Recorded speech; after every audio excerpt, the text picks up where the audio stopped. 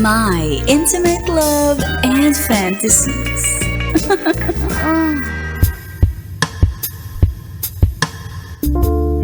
Sa ating episode na pinamagatang ang pechay kapag inaraw-araw nakakaumay. May kwento ako. Lalaki po ako. Sa ngayon, ine-enjoy ko ang pagiging single. Wow, para namang kala mo nakulong ng matagal sa kulungan ah. Ang hobby ko ngayon ay magbabad sa dating app. Kasi dito ay nakakakita ako ng exclusive for your eyes only. Ay, tayo naman. Kapag may naswipe na ako at nakakausap na ang kachat ko sa dating app, nagvi-video call kami para ma-verify ko ang match ko at para malaman ang vibe check namin. May ganon?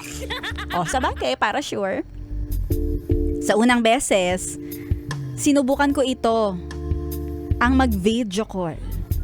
And honest ako sa part na nagmo-move on pa ako galing sa 4 years na karelasyon ko. Sinasabi ko ito sa mga nakaka-date ko sa dating app. Nagulat ako dahil ang unang nakausap ko ay nag-send ng picture niya. Oh, ano naman nakakagulat doon kung picture lang naman. Sabi niya, sana makatulong ito sa pag-move on mo.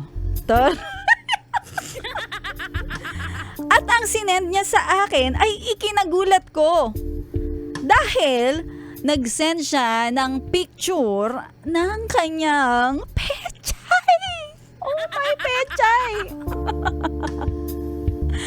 At sabi niya sa akin, kung gusto mo ma-meet in person ang pechay ko, sabihin mo lang. Loka.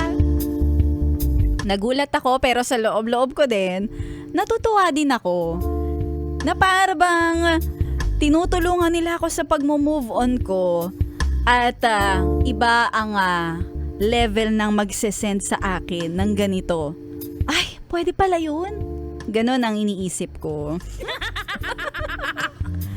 Kaya imbes na magkita ng personal, ay nagre-request ako ng picture sa mga nakakausap ko sa dating app.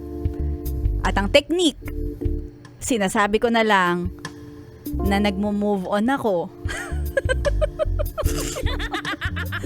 Kaya may mga nagsisend din sa akin ng iba't ibang itsura, iba't ibang hubog ng mga pechay.